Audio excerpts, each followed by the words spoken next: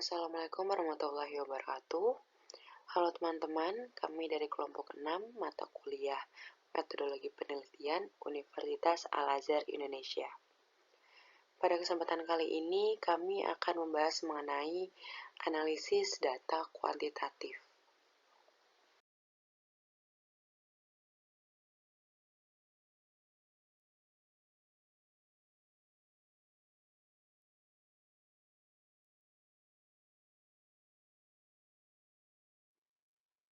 Berikut adalah anggota dari kelompok 6. Ada Novi Dwi Ariski, Nirwana Adelia Azahra, Nida Safata Menawaroh, dan Muzayaroh.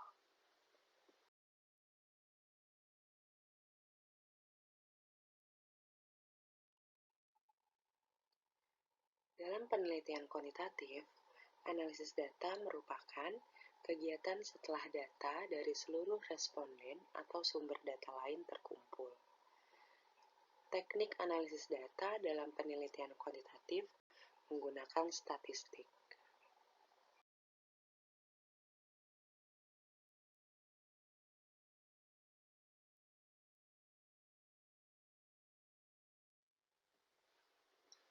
Terdapat dua macam statistik yang digunakan untuk analisis data dalam penelitian, yaitu statistik deskriptif dan statistik inferensial.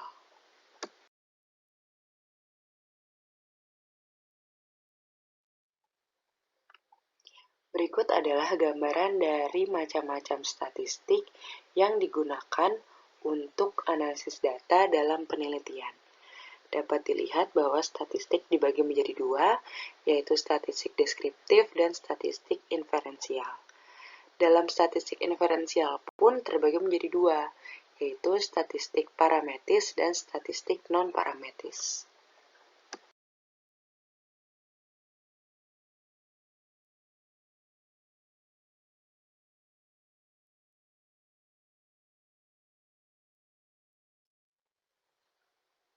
Sekarang kita akan membahas satu persatu. Statistik deskriptif adalah statistik yang digunakan untuk menganalisis data dengan cara mendeskripsikan dan menggambarkan data yang telah terkumpul apa adanya tanpa membuat kesimpulan umum. Sehingga penelitian yang dilakukan pada populasi tanpa diambil sampel akan menggunakan statistik deskriptif dalam analisisnya. Sedangkan statistik inferensial adalah statistik yang digunakan untuk menganalisis data sampel dan hasilnya diberlakukan untuk populasi.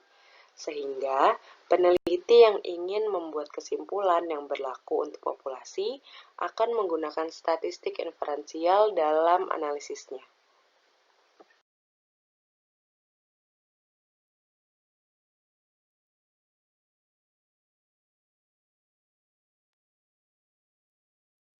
Sebagaimana yang sudah dijelaskan sebelumnya, bahwa statistik inferensial terbagi menjadi dua, yaitu statistik parametris dan statistik non-parametris. Statistik parametris adalah ilmu statistik yang mempertimbangkan jenis sebaran atau distribusi data, yaitu apakah data menyebar secara normal atau tidak. Statistik parametris memerlukan terpenuhinya banyak asumsi. Data yang dianalisis harus berdistribusi secara normal. Biasanya digunakan untuk menganalisis data interval atau rasio. Sedangkan statistik non-parametris adalah tes yang modelnya tidak menetapkan syarat-syarat yang mengenai parameter-parameter populasi yang merupakan induk sampel penelitiannya. Statistik non-parametris tidak menuntut terpenuhinya banyak asumsi. Jadi, data yang akan dianalisis tidak harus berdistribusi normal. Biasanya digunakan untuk menganalisis data nominal dan ordinal.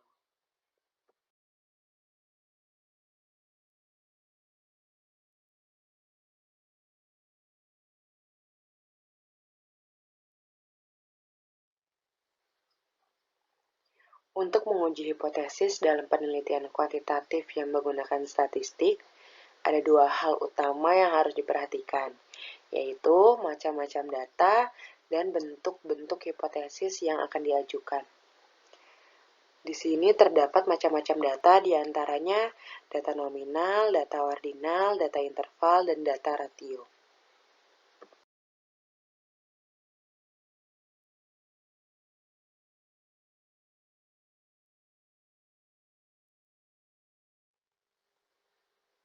Hal lain yang perlu diperhatikan untuk menguji hipotesis dalam penelitian kuantitatif yang menggunakan statistik adalah bentuk-bentuk hipotesis. Di sini terdapat 3 bentuk hipotesis, yaitu hipotesis deskriptif, hipotesis komparatif, dan hipotesis asosiatif.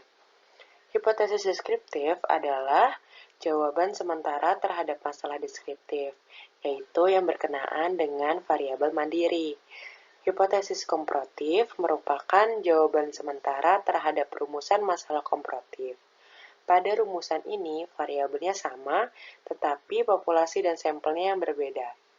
Sedangkan hipotesis asosiatif adalah jawaban sementara terhadap rumusan masalah asosiatif yang menanyakan hubungan antara dua variabel atau lebih.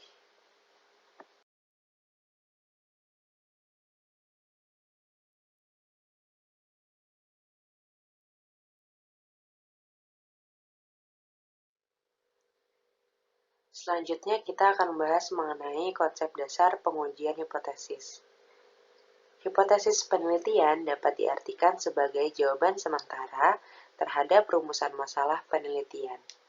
Sedangkan secara statistik, hipotesis dapat diartikan sebagai pernyataan mengenai keadaan populasi yang akan diuji kebenarannya berdasarkan data yang diperoleh dari sampel penelitian. Yang perlu diperhatikan dari konsep dasar pengujian hipotesis adalah yang pertama, taraf kesalahan. Pada dasarnya, menguji hipotesis itu adalah menaksir parameter populasi yang berdasarkan data sampel. Terdapat dua cara menaksir, yaitu a point estimate dan interval estimate. A point estimate adalah suatu taksiran parameter berdasarkan suatu nilai dari rata-rata sampel. Sedangkan interval estimate yaitu suatu taksiran parameter populasi berdasarkan nilai interval rata-rata sampel. Yang kedua yang perlu diperhatikan dari konsep dasar menguji hipotesis adalah dua kesalahan dalam menguji hipotesis. Dalam menaksir parameter populasi berdasarkan data sampel, kemungkinan akan terdapat dua kesalahan, yaitu yang pertama, kesalahan tipe 1. Kesalahan ini bila menolak hipotesis 0 atau HO yang benar. Jadi seharusnya itu diterima.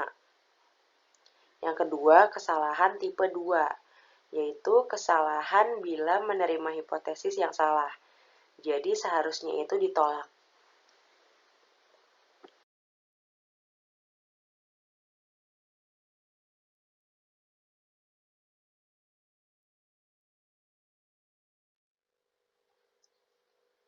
Hal ketiga yang perlu diperhatikan dari konsep dasar pengujian hipotesis adalah macam-macam pengujian hipotesis. Terdapat 3 macam bentuk pengujian hipotesis, yaitu pertama, uji dua pihak yang digunakan bila hipotesis 0 berbunyi sama dengan dan hipotesis alternatifnya tidak sama dengan. Yang kedua, uji pihak kiri digunakan ketika hipotesis 0 berbunyi lebih besar atau sama dengan dan hipotesis alternatifnya berbunyi lebih kecil. Yang ketiga yaitu uji pihak kanan, digunakan ketika hipotesis 0-nya berbunyi lebih kecil atau sama dengan dan hipotesis alternatifnya berbunyi lebih besar.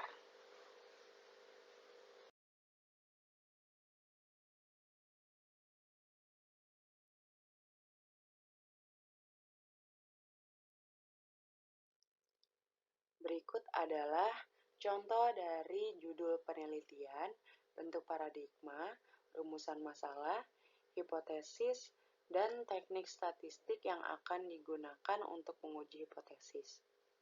Contoh judul penelitian yang kami ambil di sini adalah pengaruh kecerdasan emosional terhadap prestasi pegawai di pemerintah Provinsi Madukara. Bentuk paradigmanya sebagai berikut. X-nya adalah kecerdasan emosional dan Y-nya adalah prestasi kerja pegawai. Berdasarkan paradigma yang sudah ada, terlihat bahwa untuk judul penelitian di atas terdiri dari satu variabel independen, yaitu kecerdasan emosional, dan satu variabel dependen, yaitu prestasi kerja pegawai. Untuk contoh rumusan masalah, hipotesis, dan teknik statistik yang digunakan untuk pengujian berdasarkan judul penelitian di atas sebagai berikut. Rumusan masalahnya yaitu bagaimanakah pengaruh kecerdasan emosional terhadap prestasi kerja pegawai? Hipotesisnya, kecerdasan emosional berpengaruh positif terhadap prestasi kerja pegawai. Statistik untuk menguji hipotesis yaitu koefisien determinasi dan analisis regresi sederhana. Berikut adalah contoh dari judul penelitian, bentuk paradigma, rumusan masalah, hipotesis, dan teknik statistik yang akan digunakan untuk menguji hipotesis. Contoh judul penelitian yang kami ambil di sini adalah pengaruh kecerdasan emosional terhadap prestasi pegawai di pemerintah Provinsi Madukara. Untuk bentuk paradigmanya sebagai berikut. X-nya adalah kecerdasan emosional, Y-nya adalah prestasi kerja pegawai. Berdasarkan paradigma tersebut, terlihat bahwa untuk judul penelitian di atas terdiri dari satu variabel independen, yaitu kecerdasan emosional, dan satu variabel dependen, yaitu prestasi kerja pegawai. Untuk rumusan masalah, hipotesis, dan teknik statistik dari judul penelitian di atas adalah sebagai berikut. Untuk rumusan masalahnya adalah bagaimanakah pengaruh kecerdasan emosional terhadap prestasi kerja pegawai? Hipotesisnya adalah kecerdasan emosional berpengaruh positif terhadap prestasi kerja pegawai. Dan untuk teknik statistik untuk pengujian hipotesisnya adalah koefisien determinasi dan analisis regresi sederhana.